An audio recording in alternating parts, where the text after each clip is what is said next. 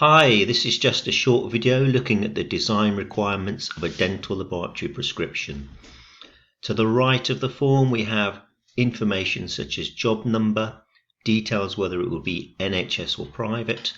We've got date received and date required and information about the prescribing dentist. Here we have a box which would include the patient's name and all importantly, a statement that this is a custom-made device for the exclusive use of the patient named. Below we have information about the tooth and shade requirements of the restoration type, and any items that are included and sent to the lab are also documented, so things like mold, bite, details as to whether it's a try-in or retry, and any other details or requirements.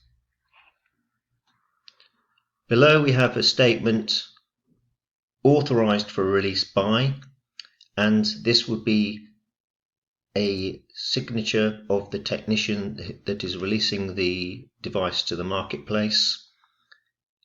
We also have a statement which is linked to the MHRA, so this device conforms to the relevant essential requirements as set out in Annex 1 of the Medical Devices Regulation. If there are any relevant essential requirements not met, please tick box. Any relevant essential requirements not met and reasons why should be attached or shown on reverse. And there is some advisory information there. Warning, do not expose this device to extremes of temperature. You could also include this device is supplied in an unsterile state.